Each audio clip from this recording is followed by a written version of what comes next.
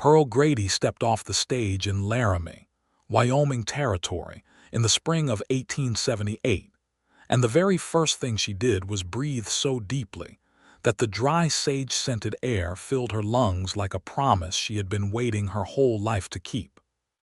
Behind her, the life she had left behind in Cincinnati sat like a closed book on a dusty shelf, the engagement she had broken, the parlor she had been expected to sit in for the rest of her days, the soft hands her mother had begged her not to ruin with hard work. Pearl had ruined them anyway, or so her mother had wept, pressing a damp handkerchief to her face the morning Pearl boarded the train west. Pearl had kissed her mother on the cheek, squared her shoulders inside her practical brown traveling coat, and told her she loved her very much but that she was not built for parlors. She was 24 years old, possessed of a sharp tongue, sharper gray eyes, and a bank draft for $400 that represented 3 years of painstaking savings from her work as a schoolteacher. She had read every pamphlet published about the Wyoming Territory's new homestead and land opportunities. She had written a letter to the land office in Laramie. She had purchased, through a catalog, a primer on cattle and one on soil management. She had, in short, prepared herself as thoroughly as any woman of her time and station could prepare herself. What the pamphlets had not covered in sufficient detail was how enormous the territory actually was once you were standing in it, how the sky seemed to go on past the point where the eye could hold it, and how the wooden storefronts of Laramie looked both newer and rougher than anything she had seen east of the Mississippi. She collected her 2 trunks from the boot of the stage with the help of the driver, a weathered man named Otis who regarded her single status and lack of a waiting husband with the polite bewilderment of a man who did not wish to be rude but could not quite suppress his concern. "You got someone meeting you, miss?" he asked, setting the second trunk beside the first. "No," Pearl said pleasantly. "I am meeting myself." Otis tipped his hat and climbed back up without another word. Pearl hired a young boy with a handcart to move her trunks to the boarding house she had arranged by correspondence with its proprietress, a Mrs. Alma Hatch, who turned out to be a wide, no-nonsense woman of about 50 with iron-gray hair and a face that had been weathered into something resembling kindness. Alma looked Pearl over in the way that women who had lived hard lives always looked at women who had not yet begun theirs, measuring something that could not be measured in plain inches. "You are the schoolteacher from Ohio," Alma said. "Cincinnati," Pearl confirmed. "Close enough for this territory," Alma said, and stood aside to let her in. The room was small, clean, and possessed of a window that looked out over the main street of Laramie. Pearl set her hat on the peg by the door, opened her traveling bag, and pulled out the letter from the land office. She smoothed it on the small writing desk and read it for perhaps the 15th time, the way one reads a thing not to absorb its content, which is already memorized, but to feel the reality of it beneath one's fingertips. Her quarter section was 20 miles southwest of Laramie, near a creek called Powder Wash, which fed into a larger tributary. The land was described as grassy, flat in the north portion, and lightly treed to the south. It was hers by the terms of the Homestead Act, provided she proved it up over 5 years by living on it, cultivating a portion of it, and making improvements. She had 5 years. She had $400. She had herself.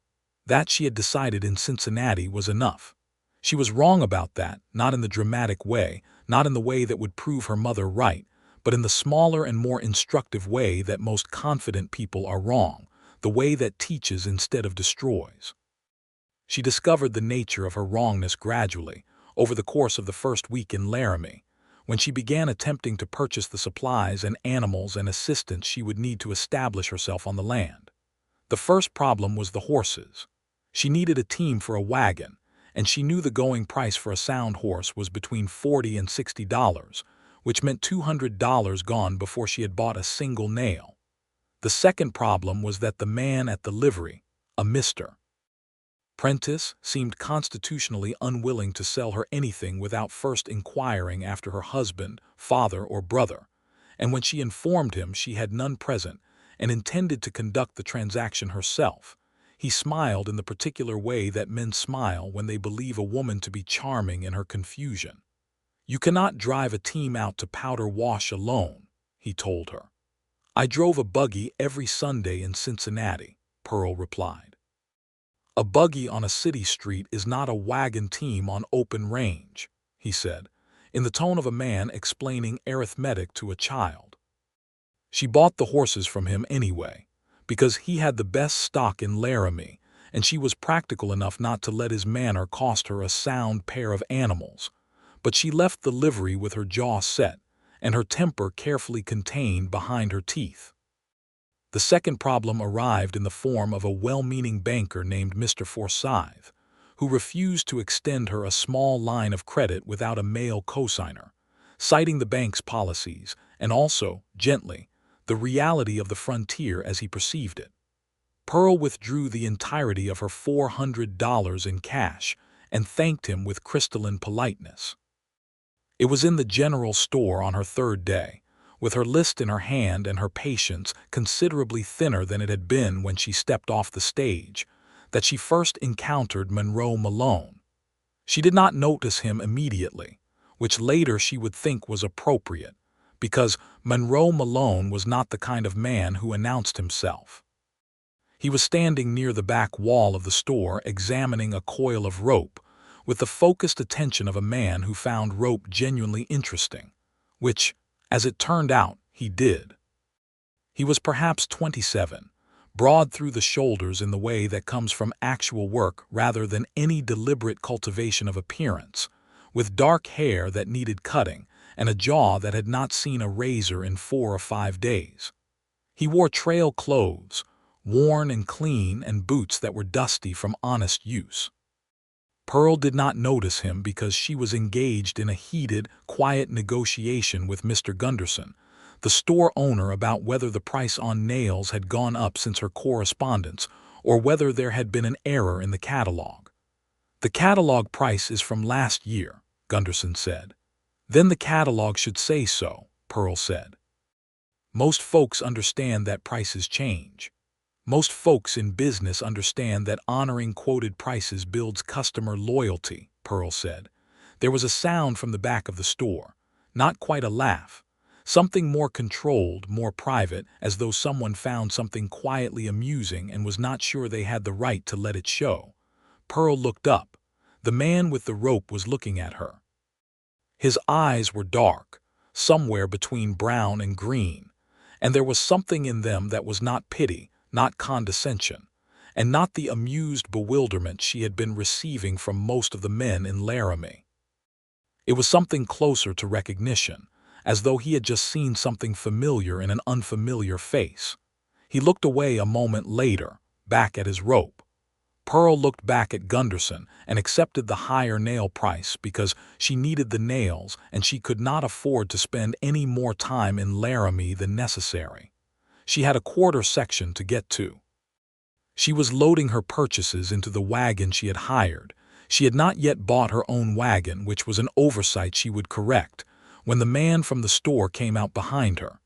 He set a crate of his own goods in the bed of a horse tied at the rail, then paused.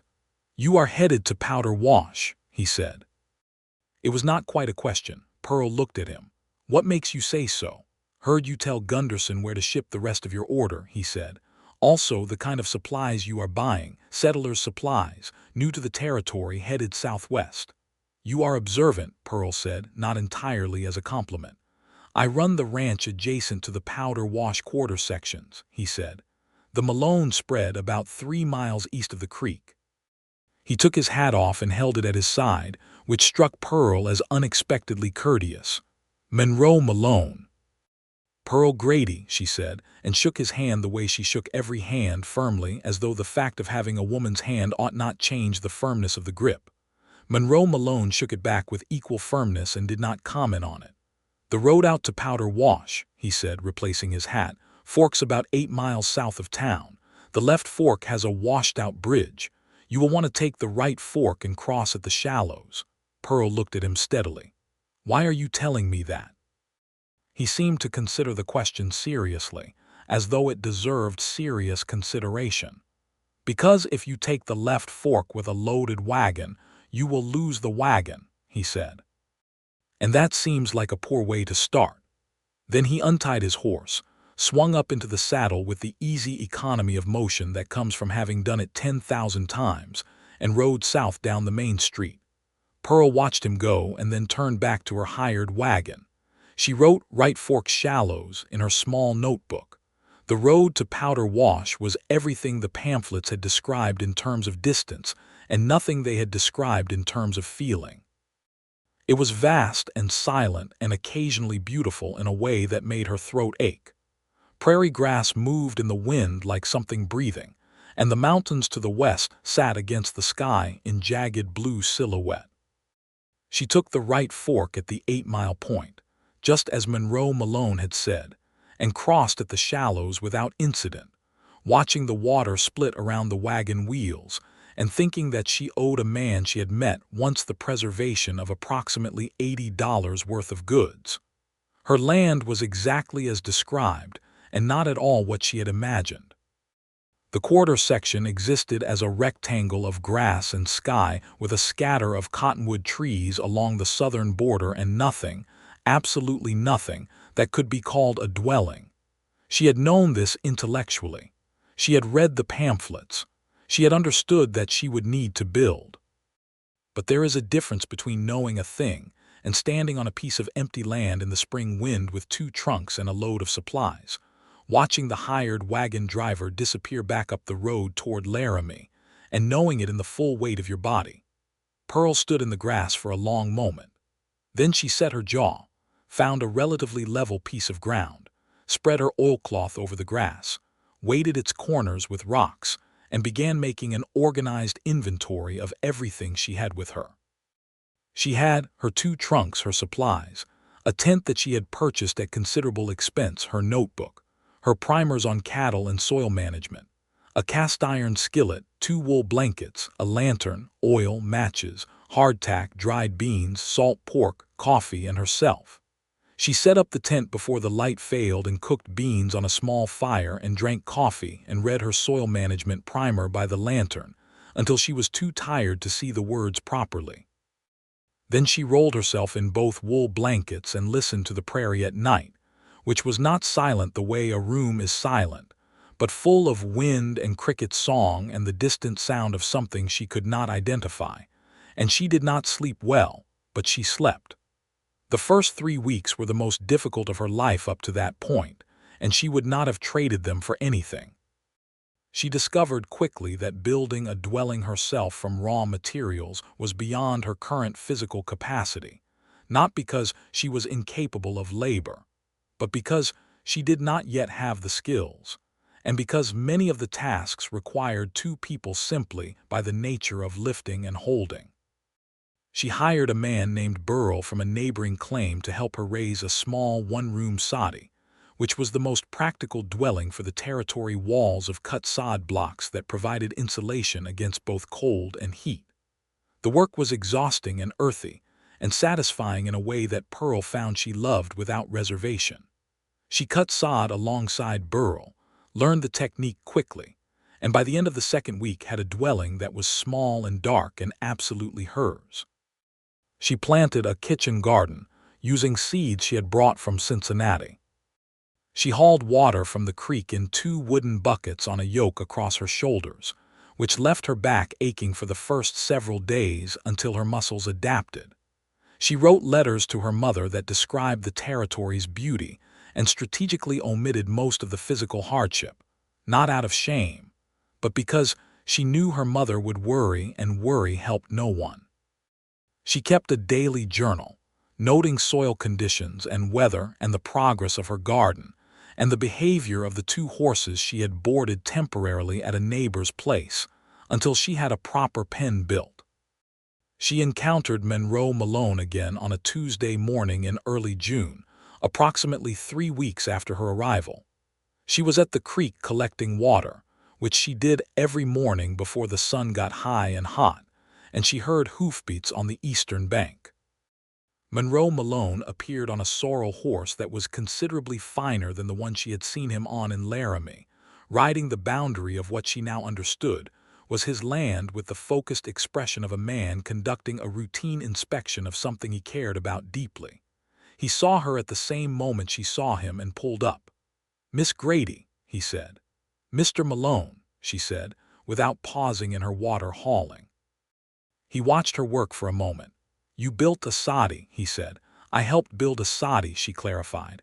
"I hired Burl Hendricks for the lifting portions." "Burl does good work," Monroe said. "He does," Pearl agreed.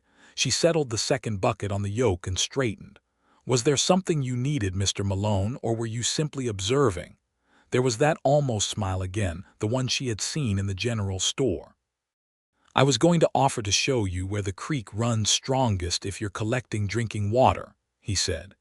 "There is a spring about a quarter-mile north where the water comes up clean from underground.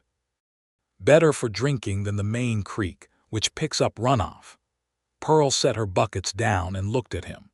This was the second time he had offered her a piece of genuinely useful information with no apparent motive other than the information being useful. It unsettled her slightly, not because she suspected him of anything, but because she had spent 3 weeks in the territory being underestimated by virtually every man she had encountered, and Monroe Malone did not seem to be doing that, and she was not entirely sure how to categorize him. "That would be useful to know," she said carefully. He dismounted, tied the sorrel to a branch, and walked with her a quarter-mile north along the bank until they found the spring, which was exactly as he had described, clear water rising cold from the earth into a small pool ringed with smooth stones. "The water here," Pearl said, kneeling and dipping her fingers. "It was remarkably cold." "How long have you known about this?" "Since I was about 9, Monroe said. "My father homesteaded the Malone spread in 1861. I grew up on it." Pearl looked up at him. "You grew up here on the territory?" "Yes, ma'am," he said. "Then you know this land the way I know Cincinnati streets," she said. He considered that. "I suppose that is fair," he said. She refilled her buckets from the spring, which required her to dip them carefully, and Monroe Malone held one bucket steady without being asked while she filled the second, and then handed it back to her when she reached for it, and neither of them made anything of it. When they walked back to where she had left the yoke, he paused at the boundary of his land and said, "If you need anything, information about the territory, that kind of thing, my ranch is about 3 miles east. There is a hand named Domings who is usually around if I am not." "I appreciate that," Pearl said, and meant it without conceding anything. He nodded, remounted, and rode east. Pearl carried her water back to the soddy and poured it into the barrel, and stood for a moment with her hands on the barrel's edge. She was not a woman who engaged in elaborate romantic speculation. She was a practical woman who had come to the territory for specific purposes. But she was also an honest woman, and honesty required her to acknowledge that Monroe Malone was interesting to her in a way that was not purely logistical. She wrote in her journal that evening, "Spoke with the neighbor, M. Malone. He continues to offer assistance in the form of information rather than unsolicited opinion. This is unusual and worth noting." She meant it as an observation. She did not yet know it was also the beginning of something. The summer of 1878 in the Wyoming Territory was hot and dry in patches, with thunderstorms that came across the plain with such speed and violence that Pearl learned to watch the sky the way you watch a river during flood season, with steady attention and a healthy respect for what it could do. She lost half her kitchen garden in a hailstorm in July and replanted what she could and grieved the rest privately, writing it in her journal as a lesson about crop sequencing and covered frames. She was learning at a rate that would have astonished her Cincinnati self. She learned from her neighbors, who were a mixed collection of homesteaders, some of whom were welcoming and some of whom were suspicious, and a few of whom were the kind of friendly that required careful management. She learned from the 2 books she had brought, which she read and reread until their margins were full of her own notes. She learned from doing things incorrectly and doing them again more correctly. And she learned, in the particular gradual way that one learns the most important things, from Monroe Malone. It did not happen in large moments, or not at first. It happened in the small ones. He came by the spring one afternoon in July with a rolled paper under his arm and asked if she had registered her water rights, because the land office sometimes missed the riparian claims on new quarter sections, and if she had not registered, a claim could be contested later. She had not known about water rights. She registered them the following week in Laramie. He sent his hand domings over in August with a load of extra fence posts, saying he had more than he needed after rebuilding a section of the east pasture, and did she want them? She wanted them. She used them to build a proper pen for her horses. She wrote him a note of thanks, delivered by domings on the return trip, polite and specific and genuine. He was at the Laramie General Store again in late August when Pearl was there to pick up the rest of her deferred order, and they found themselves walking out at the same time in the late afternoon with packages under their arms, and Monroe said, "There is a decent meal to be had at the restaurant on the corner," in the tone of someone making a factual statement, and Pearl said, "I have not had a restaurant meal in 3 months," in the tone of someone acknowledging a fact.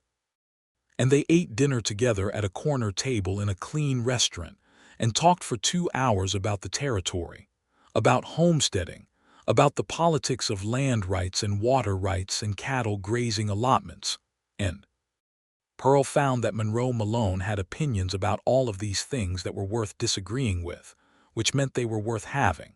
She disagreed with him about the proper management of the open range, citing the principle that open grazing damaged soil through compaction in ways that individual managed pastures did not.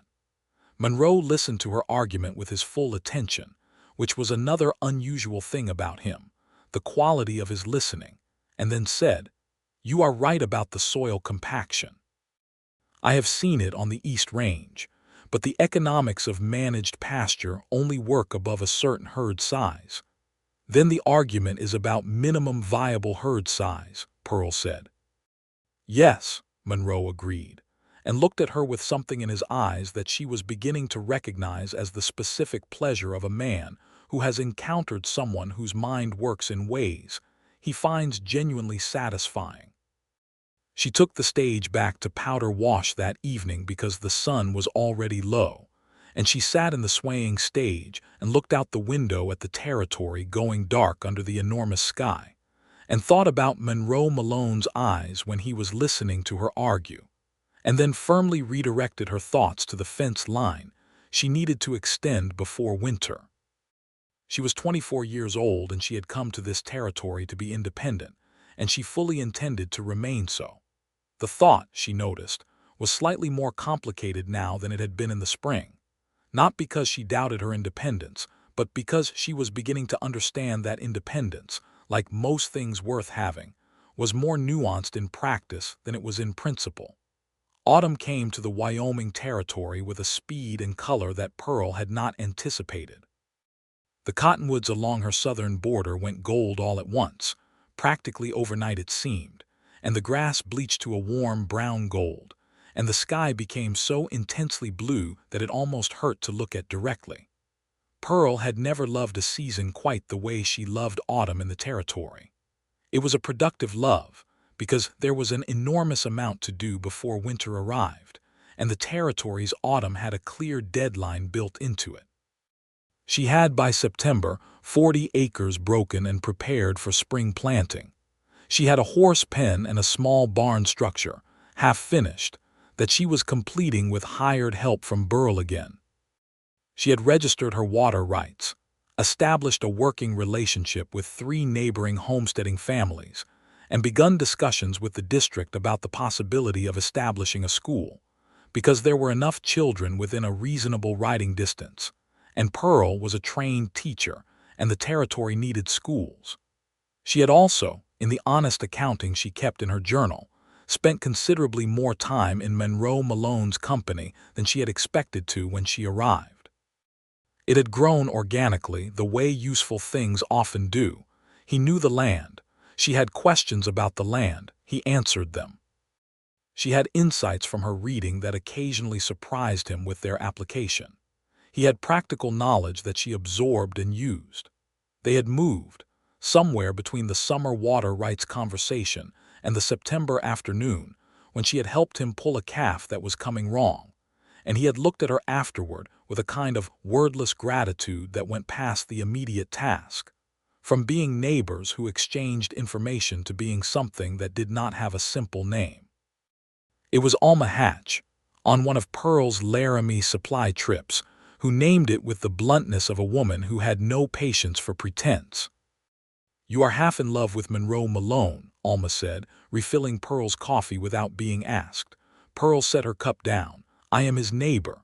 "You can be his neighbor and half in love with him simultaneously," Alma said. "This is not a contradiction." "I came to this territory to establish my independence," Pearl said, "not to become attached to a man and lose everything I came here for." Alma sat down across from her at the kitchen table and folded her hands on the oilcloth.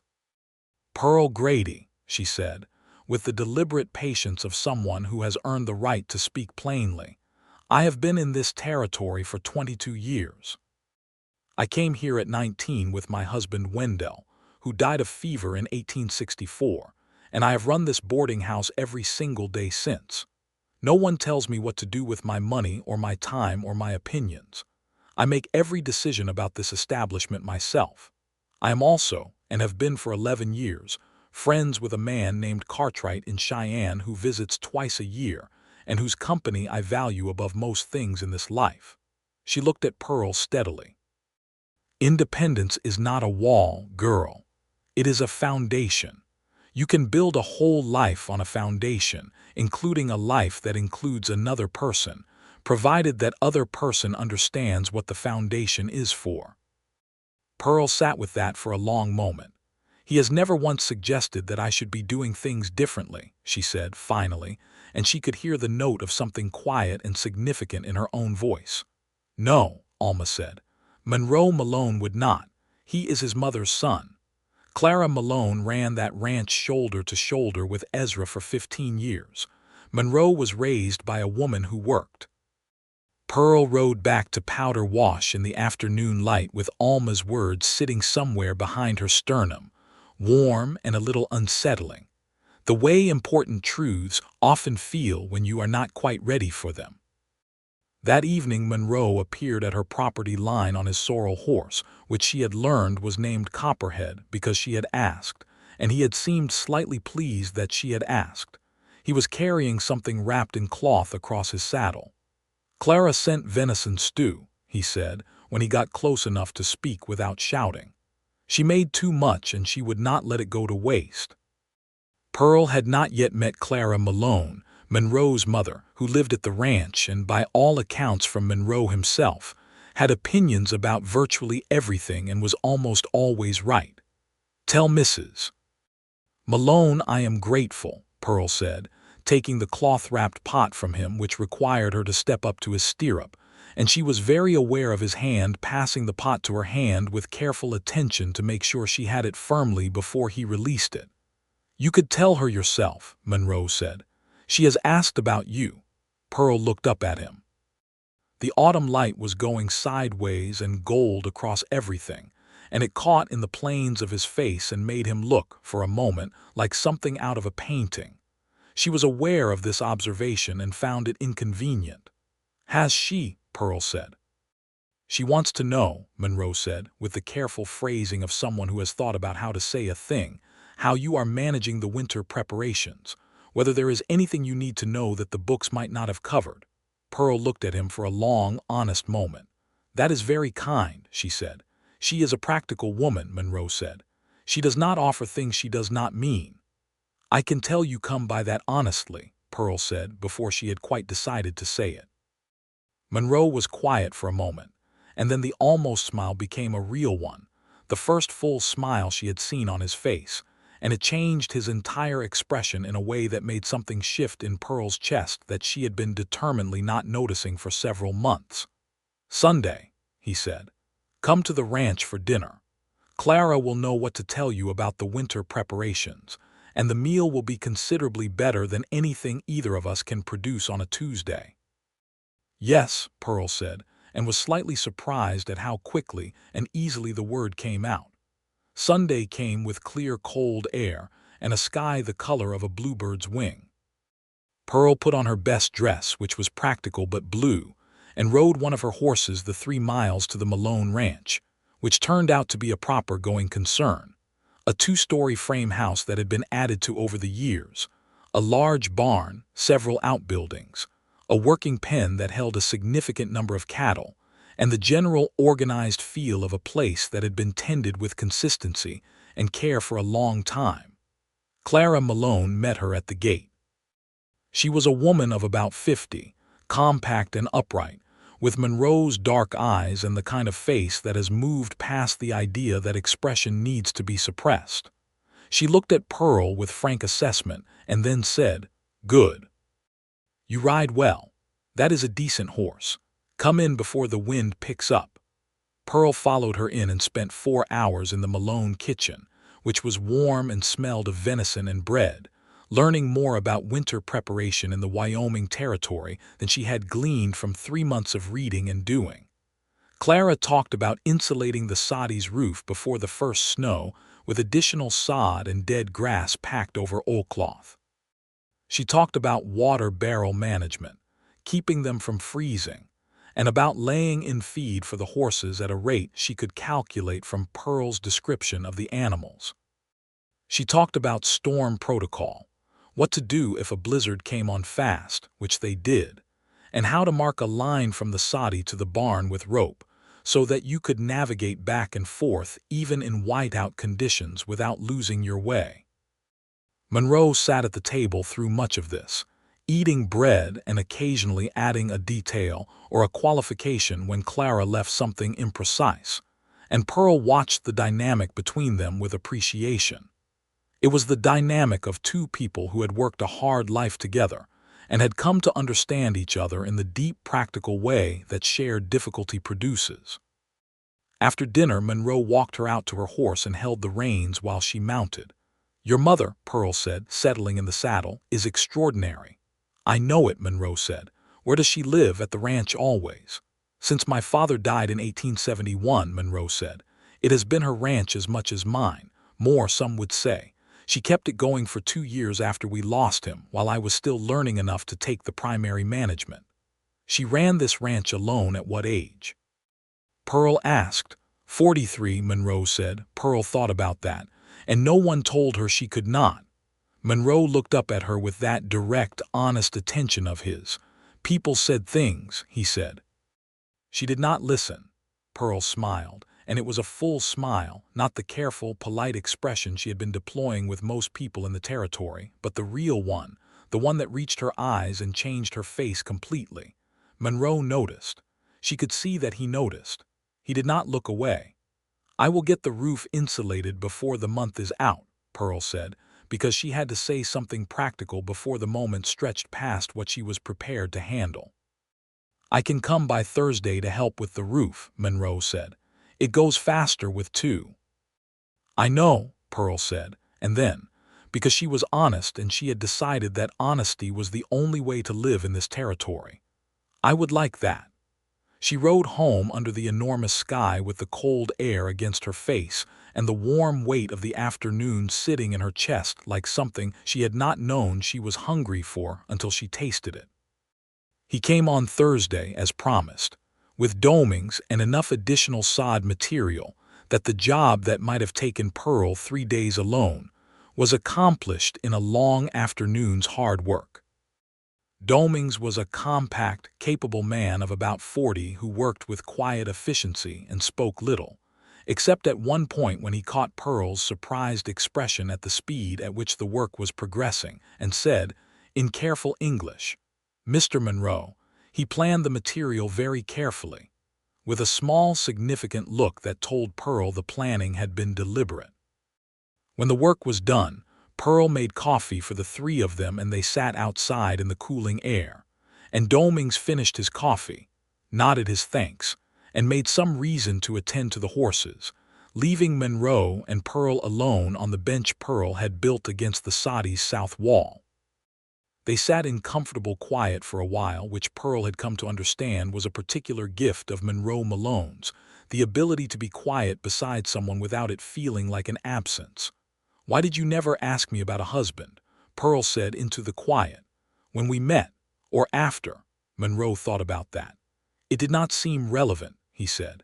"Everything about my not having a husband has seemed extremely relevant to most people in Laramie," Pearl said. "I noticed what you were doing," Monroe said carefully. "In the store, and after, you were doing what you came to do. The presence or absence of a husband is not information I needed to understand what I was seeing." Pearl looked out at the prairie going gold in the evening light. "And what were you seeing?"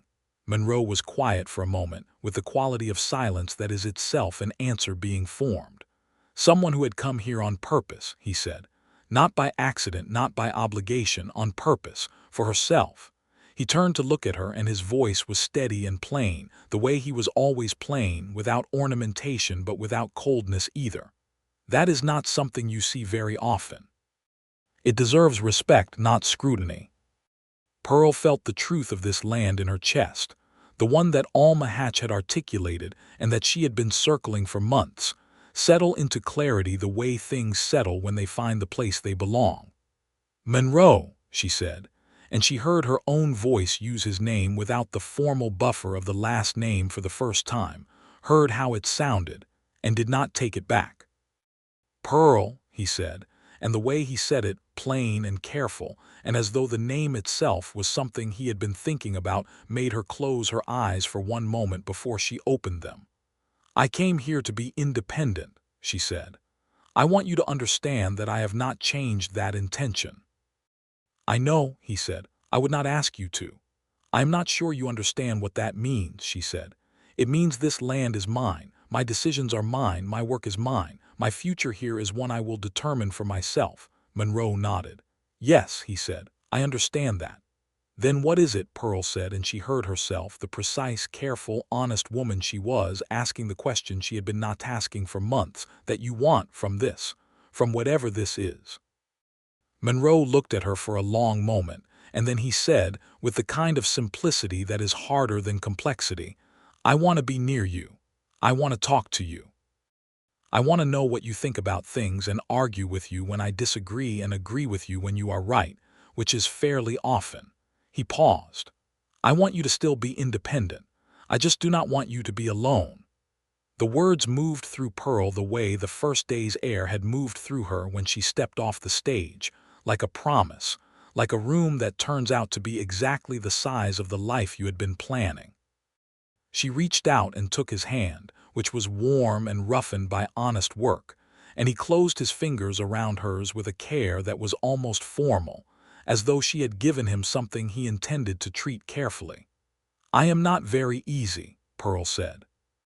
"I am aware," Monroe said. "I have strong opinions and I will argue them." "I am aware of that too," he said, and the smile was in his voice even before it reached his face. "And I will not be managed or directed or handled." "Pearl," Monroe said quietly, "I have been watching you for 6 months. I am not a man who does not know what he is looking at." She laughed then, a real laugh, and she heard how it sounded in the open air of the territory, full and unself-conscious, and Monroe looked at her with his dark, honest eyes, and something in his expression was so pure and unguarded that it made her chest ache pleasantly. "All right then," Pearl said. "All right," Monroe agreed. They sat until the sun went down completely and the first stars appeared, and the prairie night settled around them with its familiar orchestra of wind and cricket song, and Monroe's hand stayed warm around hers, and Pearl did not feel that she had given anything away. She felt, with the precision that belongs to people who know themselves well, that she had added something to what was already hers. Winter arrived in the territory with a seriousness that Pearl's Cincinnati winters had in no way prepared her for, despite Clara's thorough instructions and her own determined preparation. The first real blizzard came in January of 1879, with 3 days of wind that drove snow sideways and reduced visibility to a few feet. Pearl spent those 3 days navigating the rope-marked path between the soddy and the barn to feed and water her horses, cooking what could be cooked on the small iron stove, reading by lantern light, and feeling, for the first time in the territory, genuinely afraid. Not afraid in the way that breaks you. Afraid in the way that shows you something true about your own limits and makes you recalibrate your estimation of them. On the second day of the blizzard, there was a knock at the soddy door that she initially could not believe was real, because who would be out in that? But she opened it and Monroe was standing there with snow covering every horizontal surface of his clothing and hat, carrying a cloth-wrapped bundle and accompanied by Domings, who was leading a horse that was absolutely done with the weather and showed it. "The Hendricks claim," Monroe said, stepping in and shaking snow from his hat, "is in trouble. Burl's wife is having the baby early, and the midwife in Laramie cannot get through. We have been writing claims to see who needs checking." Pearl had already taken the cloth bundle, which proved to be dried provisions, and was looking past Monroe at Domings and the horse. "Is Mrs. Hendricks all right?" "So far," Monroe said. "Burl is managing, but he has never done this before." Pearl pulled her warmest coat from the peg without deliberating. "I have," she said. "I helped with 3 deliveries in Cincinnati. I worked with a physician's wife who ran a charitable clinic. She was already buttoning. Take me to the Hendricks claim." Monroe looked at her for 2 seconds, absorbing the information, recalibrating, and nodded. "Can you ride in this?" "Watch me," Pearl said. She rode through the blizzard on her best horse with Monroe on one side and Domings on the other, all 3 of them moving carefully, and arrived at the Hendricks soddy to find Burl in a state of controlled panic and his wife Martha in the full hard labor of a difficult birth, which Pearl managed with everything she had learned in Cincinnati and everything she had learned in 7 months of the territory, which turned out to be enough. The baby was a boy, healthy and furiously vocal about his arrival, born in the 2nd hour of Pearl's attendance at shortly before midnight. Burl wept without embarrassment, and Martha held her son with the dazed completeness of a woman who has done an enormous thing and knows it. Pearl cleaned up as well as conditions allowed and came out of the inner room to find Monroe sitting at Burl's table with a cup of coffee, waiting. He looked at her and said nothing for a moment. Then, "Is everyone well?" "Everyone is well," Pearl said. "Mother and son both." Monroe stood up, and something crossed his face that was more than relief, more than the straightforward satisfaction of a good outcome, something that looked at her with a kind of fullness that she was learning to read as Monroe Malone telling her, without using the specific words, something very specific. They spent that night at the Hendricks claim, because the blizzard had not relented, sleeping in separate corners of the main room with their coats as additional blankets while Burl sat with his wife and new son. Pearl lay in the dark listening to the storm and thinking about Monroe 3 feet away, and decided, with the pragmatic honesty that was her essential character, that she was entirely in love with him and had probably been for some time. The storm broke in the morning with the clean finality that Wyoming storms had, going from absolute to absolute with nothing in between. They rode back through a world that had been remade in white and silence, the 3 of them, and at the boundary between his land and hers, Monroe pulled up his horse. "Pearl," he said. "Yes," she said. "I have been wanting to tell you something since September," he said. "And I have been being careful about it because I did not want to say it wrong." Pearl looked at him in the clean white morning light. "Monroe Malone," she said, "if there is one thing I have learned about you in 7 months, it is that you do not say things wrong." He took a breath that she could see, a visible settling into himself. "I am in love with you," he said. "I have been for some time, not in the way that asks you to change what you are or want something different from what you came here for. In the way that sees what you are and wants to be beside it for as long as you will allow it." Pearl sat on her horse in the white aftermath of the blizzard with the territory stretching out in every direction, enormous and honest, and she said, "I have been in love with you since the autumn, Monroe. I have been working up to saying it clearly." Monroe looked at her with the full, unguarded expression that she had only seen on his face a few times, the one that made something ache very pleasantly in the region of her chest. "I have something to ask you," he said. "But I want to ask it in the right way, and I want you to know that the right way is not the way it usually gets asked." "Say it plainly," Pearl said. "That is always the right way with you." "Will you marry me?" Monroe said, "understanding that what I am asking is to be your partner and your equal and your neighbor and your argument, and not your keeper or your manager or your reason for being here. You had a reason for being here before I existed in this story. I am asking to be added to it, not to replace it." The prairie was enormous and silent around them. The horses stood very still in the snow. Pearl's throat was tight in a way she did not try to explain away, because she was not a woman who was embarrassed by feeling things correctly. "Yes," she said, "on exactly those terms." Monroe reached across the space between their horses and took her hand, and she gave it to him, and the cold air around them felt like the beginning of a thing that had been gathering toward this moment since the day she stepped off the stage in Laramie and breathed the sage-scented air of her own future. They were married in April of 1879, in Laramie, in the small church that had been built the previous year. It was a modest ceremony by any standard, but it was Pearl's ceremony, which meant everything was deliberately chosen and nothing was performed. Alma Hatch sat in the front row and cried openly and without apology. Clara Malone sat beside her and did not cry but squeezed Alma's hand at the appropriate moment, which was its own kind of feeling. Burl and Martha Hendricks came with their infant son, whom they had named James, and James slept through the ceremony in an admirably cooperative fashion. Domings wore his good jacket and stood for Monroe, and Pearl's friend from her Cincinnati correspondence, a woman named Harriet who had made the trip west as a wedding gift to them both, stood for Pearl. Pearl wore blue. She had decided months ago that she would wear blue, because blue was the color of the territory sky and the color of her best dress, and she was not going to perform bridal whiteness for anyone when she had a perfectly good blue dress that meant something. Monroe wore his best clothes, which were clean and pressed and almost formal, and he looked at Pearl when she walked in with an expression that she stored carefully in her memory, the way you store the very best things, to be returned to whenever the need arose. They said their vows with equal weight, Pearl having contributed several sentences to the minister's standard text, which the minister had accepted with only mild surprise and considerable grace.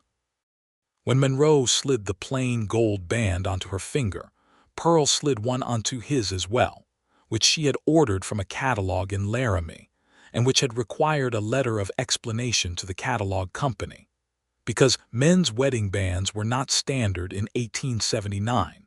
But Pearl Grady was marrying Monroe Malone on her own terms, and that included both of them wearing the evidence of it. Monroe had looked at the ring on his finger with a smile that was entirely private, entirely for her. They went back to Powder Wash. This was the important part, the part that might have surprised people who had been watching them, and constructing a narrative about what came next, which typically involved a woman moving her household into a man's house and becoming an extension of his established life.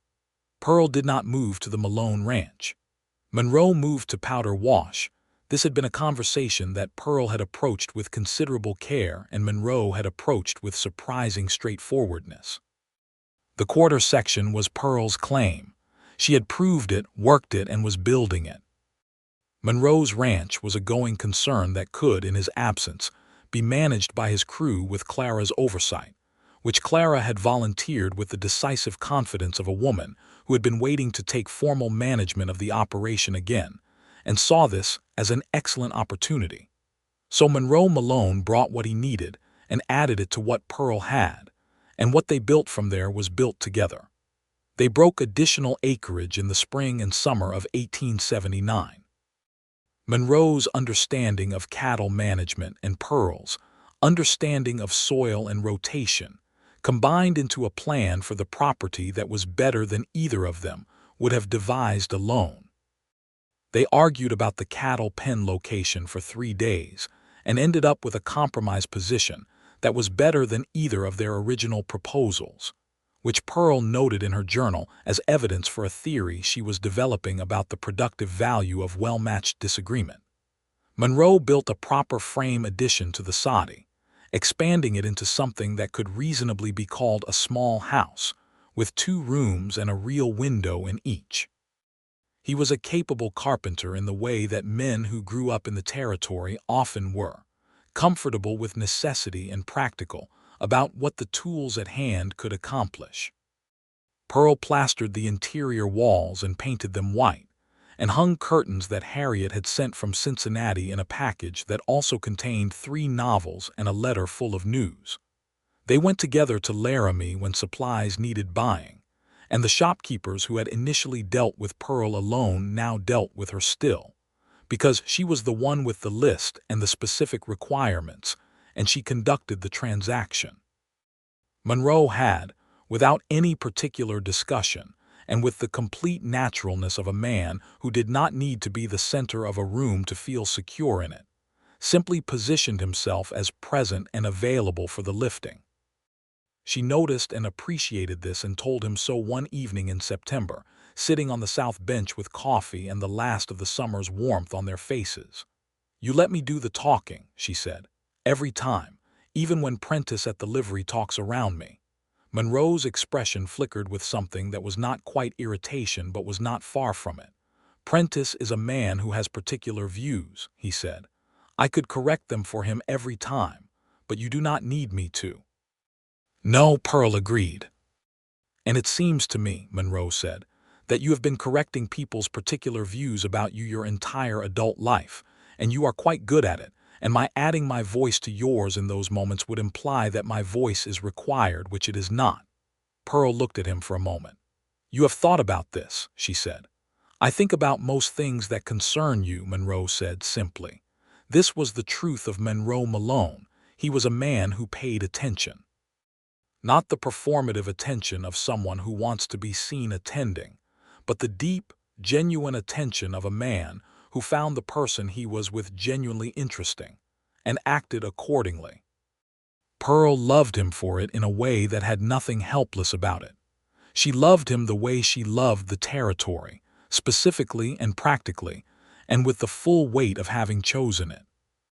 She told him this on a winter evening in December of 1879, when the snow was falling on the territory in the slow, heavy way it had when there was no wind, and the house was warm from the stove, and Monroe was reading the Laramie newspaper by the lamp, and Pearl was finishing a letter to her mother, and the ordinary intimacy of the scene was so complete that she felt it in her whole body.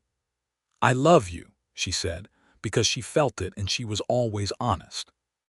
"Not in spite of my independence, but because of what you have done with it." Monroe looked up from the newspaper. "What have I done with it?" "Given it room," Pearl said. "There is very little that is harder, and you do it without being asked." Monroe set the newspaper down and looked at her with the full, unguarded expression that she had learned to love without reservation. "Pearl," he said, "I would not want a woman who needed to be managed. I would not know what to do with that. I fell in love with a woman who arrived in the Wyoming Territory on purpose and built something from the ground.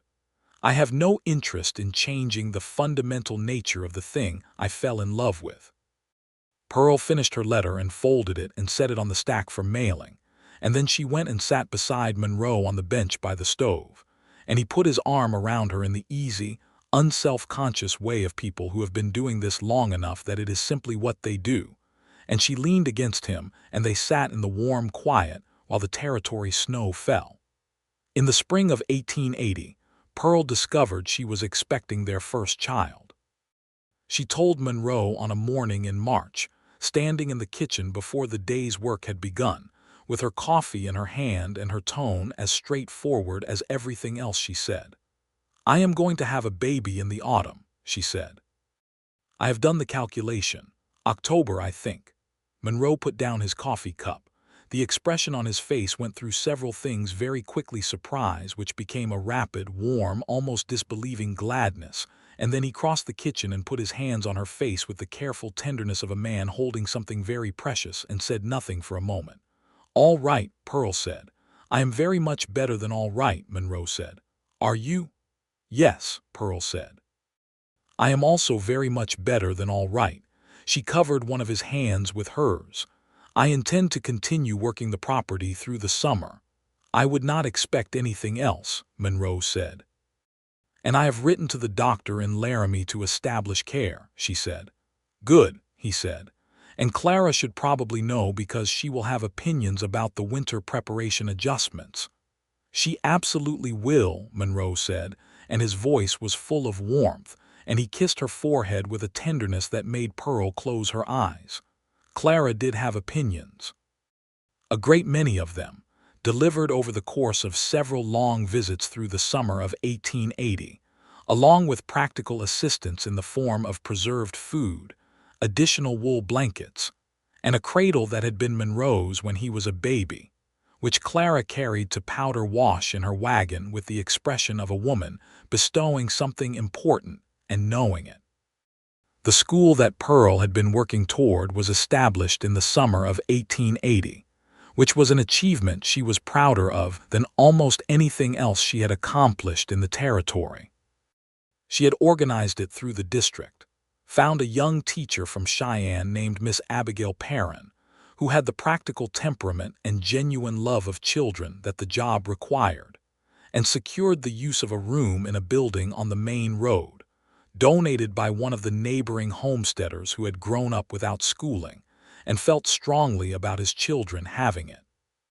14 children arrived for the first day of school, ranging in age from 6 to 13, and Pearl stood at the back of the room and watched Miss Perrin begin the morning's lesson, and felt something that was not pride exactly, but was something larger than pride, the feeling of having made a thing that mattered, a thing that would continue to matter after you had left the room. Monroe found her standing there with her hand resting on the swell of her middle, and the particular expression on her face that he had learned to recognize as Pearl being most fully herself, and he stood beside her without speaking, and then she took his hand without looking at him, and they stood together watching the first lesson. Their son was born in October of 1880, on a clear cold night when the stars over the territory were so thick and bright, they seemed to crowd each other, which Pearl observed between contractions with the focused attention of a woman who is going through something difficult and chooses to notice the beautiful things available to her because it is better than the alternative.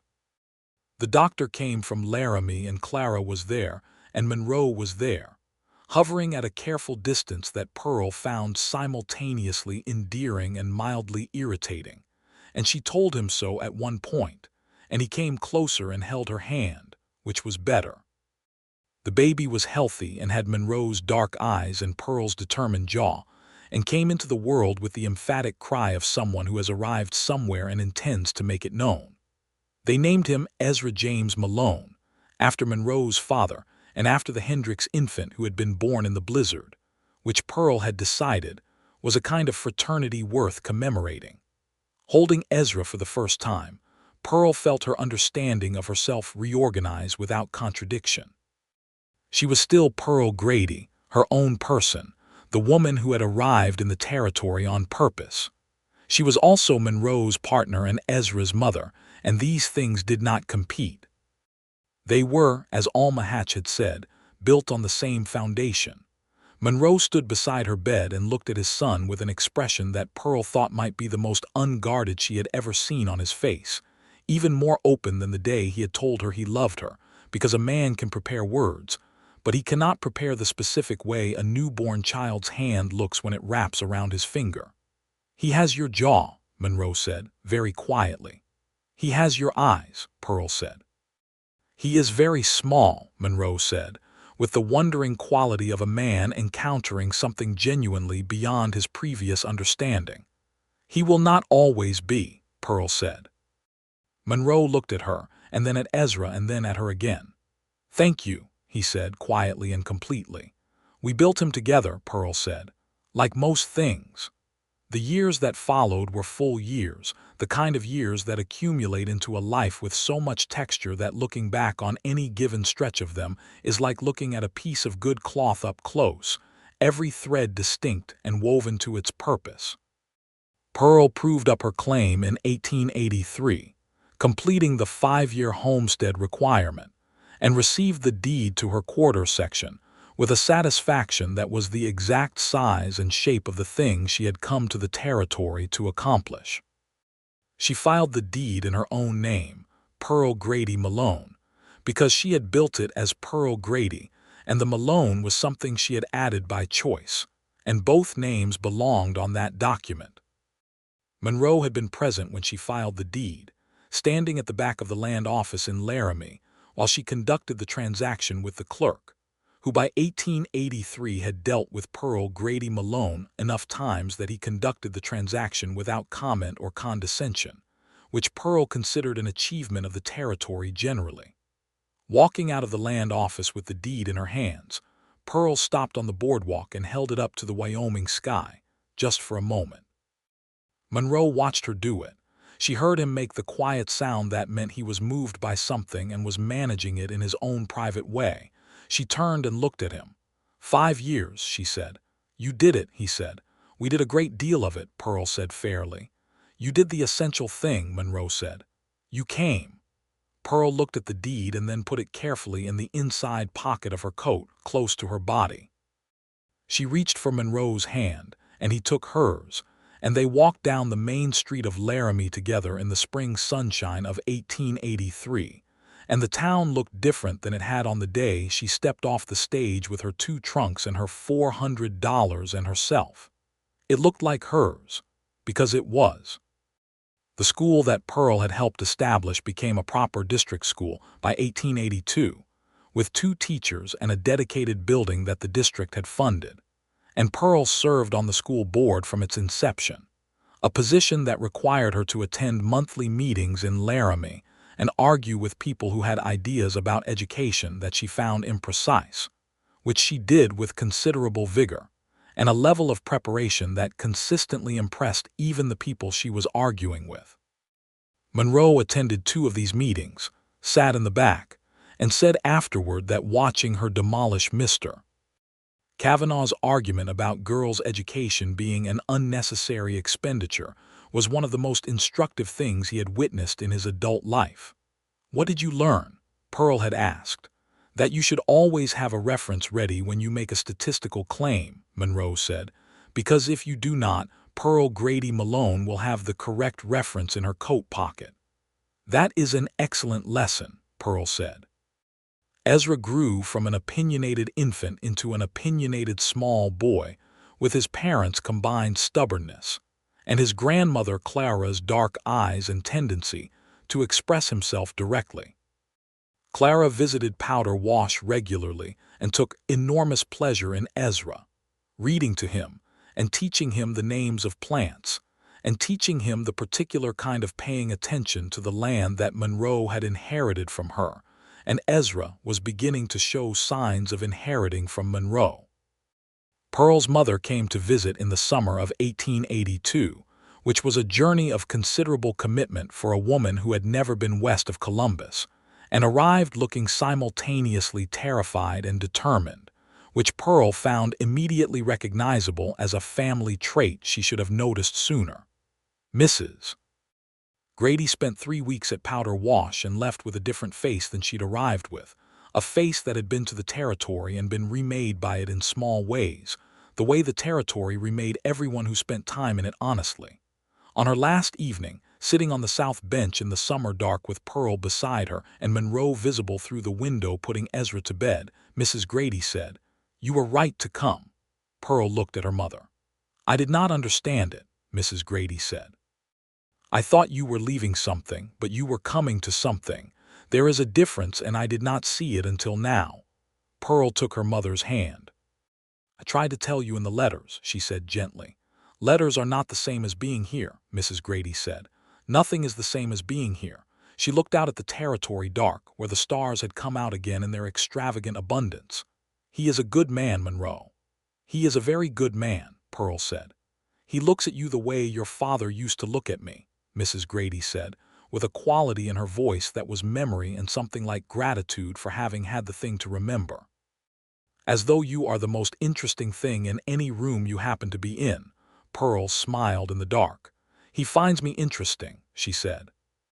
I find that extraordinarily valuable in a husband." Mrs. Grady laughed, a real laugh, the kind Pearl did not hear from her often. "You are your father's daughter," she said. "I know," Pearl said, and meant it as the highest compliment she could offer herself. In the autumn of 1883, Pearl discovered she was expecting their second child.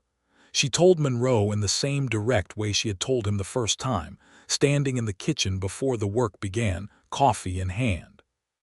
Monroe's face did the same rapid series of things it had done the first time, ending in the warm gladness that Pearl had come to love as one of the most honest expressions she had ever seen on another person's face. "October again?" he asked. "July, I think," Pearl said, "earlier this time." He kissed her, which was not his typical morning kitchen response to news, and Pearl laughed against his mouth.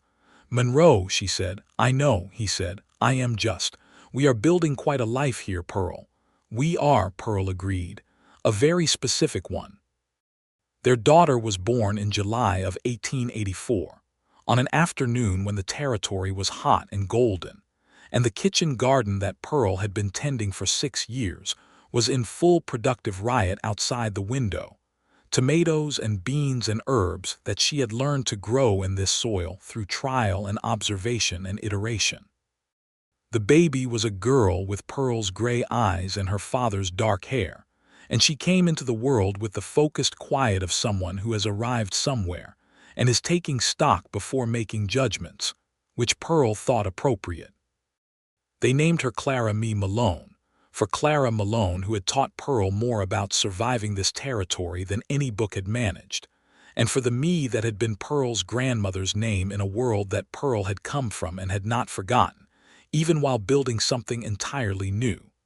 Clara Malone Sr. wept, which was something Pearl had never seen her do before and which moved her profoundly.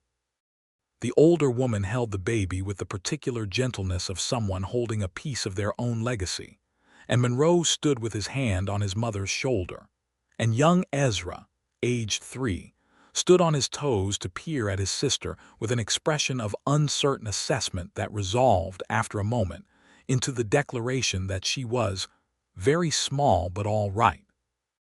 Pearl lay in bed with the late afternoon light coming through the curtain and the sound of her family filling the house and the territory going on in every direction outside the window, enormous and honest in hers, and felt the extraordinary completeness of a life that had been built exactly as she had intended it, with the specific addition of things she had not known to intend. She had come to the Wyoming Territory to be independent. She was independent.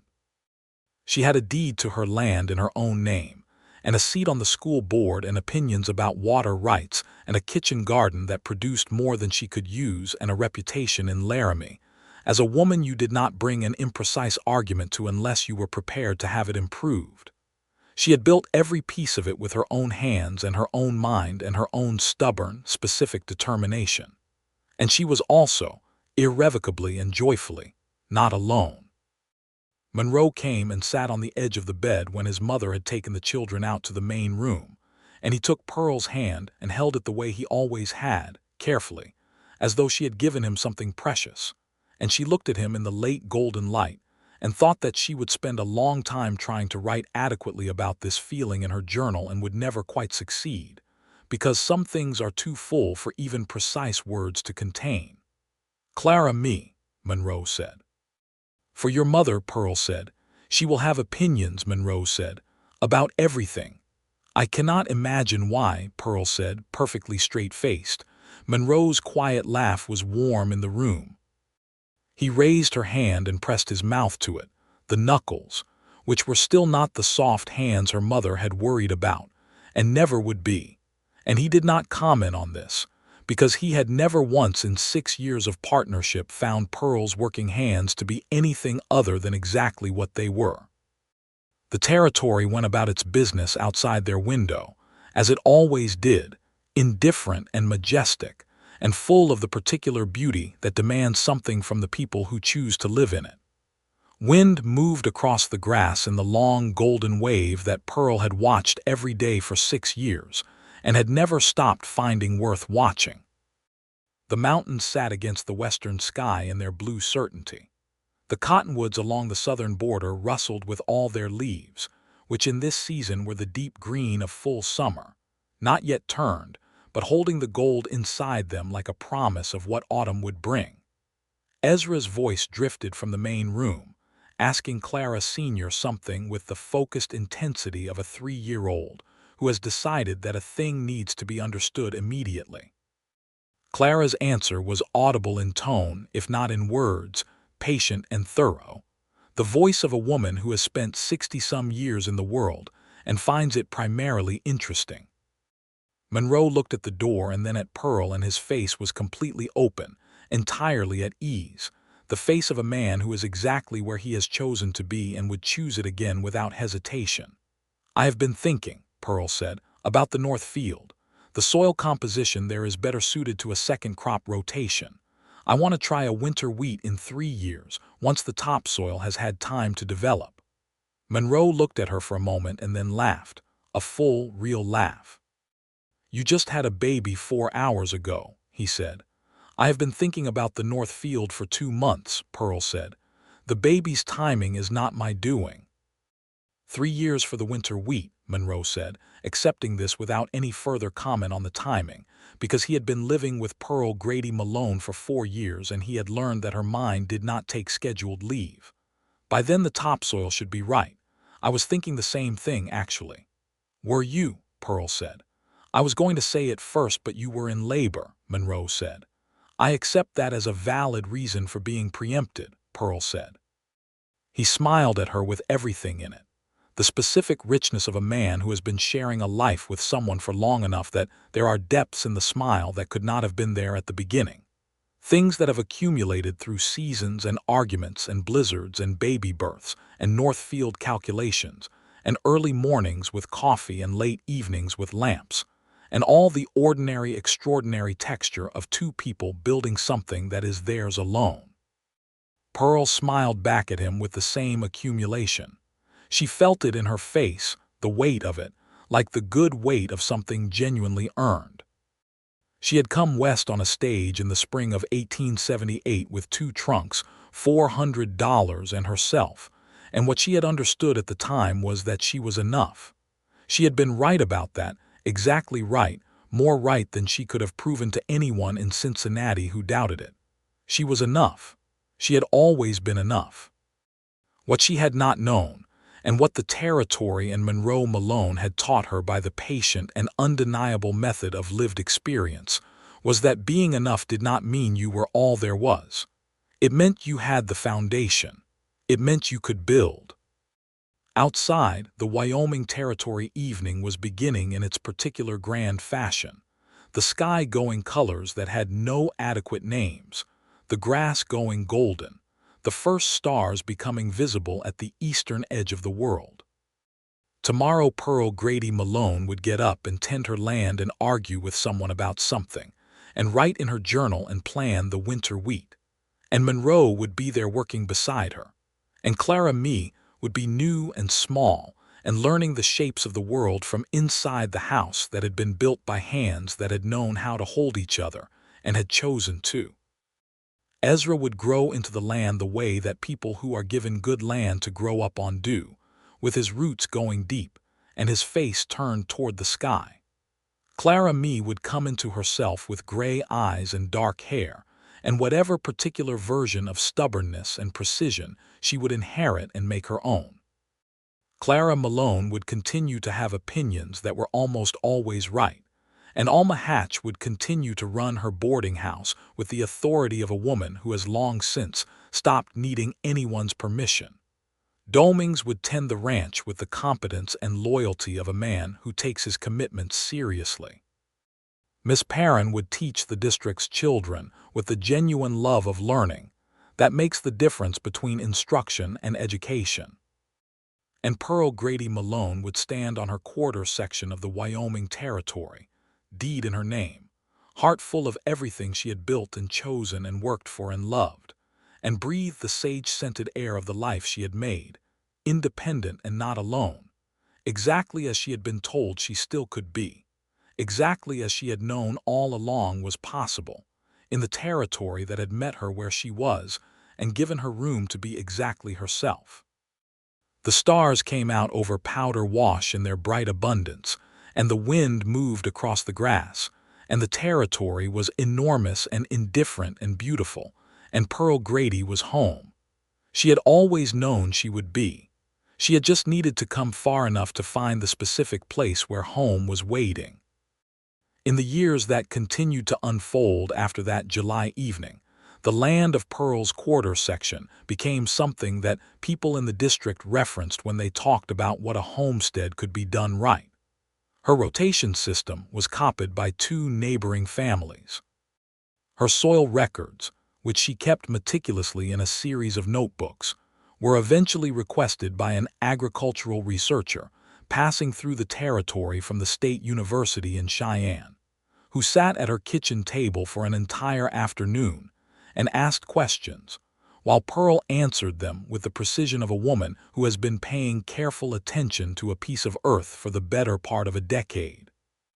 Monroe and Pearl added a proper summer kitchen to the house in 1886 and replaced the last of the original soddy structure with frame construction, though Pearl kept a portion of the original sod wall visible inside as a particular kind of monument to the beginning.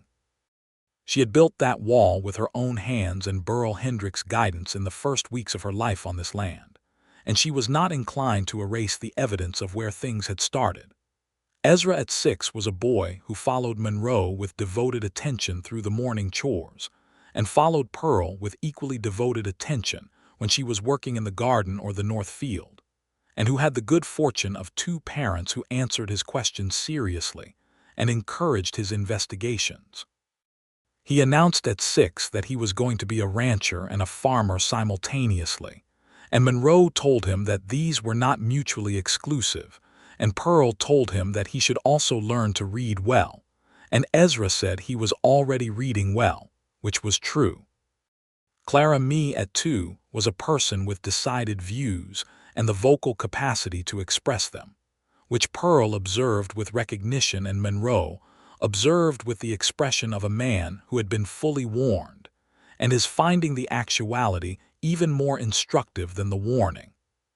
Pearl wrote a letter to her mother every month and received one in return, and the correspondence between them had become the record of two women's lives, her mother's life in Cincinnati, which was smaller but no less hers, and Pearl's life in the territory, which was enormous and daily astonishing. They were more honest with each other in those letters than they had ever managed in person, in the way that distance sometimes allows for a frankness that proximity makes difficult. "I understand now," her mother wrote in the letter that arrived in the autumn of 1886, "why you had to go. I could not have given you what the territory gave you. I am glad you did not let me stop you. I am glad there was not enough of me to stop you." Pearl read this letter at the kitchen table with Ezra doing his lessons at one end, and Clara Mee asleep in the next room, and Monroe visible through the window mending the fence line along the east pasture in the long, clear autumn light. She folded the letter carefully and held it for a moment. Then she wrote in her journal, "My mother understands. She always did in her way. She just needed the years to say it in." Monroe came in when the fence was done and washed his hands and came to stand beside her at the table and read the passage she had written over her shoulder, which was something they had both given each other permission to do years ago, in the understanding that secrets were different from privacy, and that a shared life could include a shared record without losing the individual shape of either person. "Good," Monroe said simply, meaning all of it, meaning her mother and the years and the understanding. "Yes," Pearl agreed. She closed the journal and looked up at him, and the evening light of the territory was coming through the window across the kitchen, and she thought, not for the first or last time, how extraordinary it was that a thing you built on purpose could be so much more than what you planned, not different in kind, but deeper in texture, richer in detail, fuller in the ways that count. Monroe put his hand on her shoulder, his warm, work-roughened hand, and she put her hand over it without turning around, and they were still for a moment in the evening kitchen with the territory going dark and golden outside the window. This was what she had built. This was what she had come for. The independence that did not need walls to be real. The life that was entirely hers precisely because she had chosen every piece of it, including the man standing beside her, including the children in the house, including the land under her feet and the deed in her own name, and the seat on the school board, and the journal full of soil records, and the letters from her mother and the spring where the water came up cold and clean from the earth. Pearl Grady had come to the Wyoming Territory to be independent, and she had been told by one quiet, honest, dark-eyed man who knew the difference between helping and taking over, that she still could be. Just not alone. She had found in the years that followed that this was the truest and most useful thing anyone had ever said to her in her life, not because it changed who she was, but because it gave her the fullest possible room to be it. The territory continued as it always did, enormous and indifferent and beautiful, and Pearl Grady Malone continued with it, on purpose and at home, with everything she had built around her, and the stars coming out over Powder Wash in their bright and uncountable abundance. The same stars she had seen on her first night on this land, when she had slept poorly in a tent on the open prairie and had not known yet what was coming. She knew now. It was exactly this.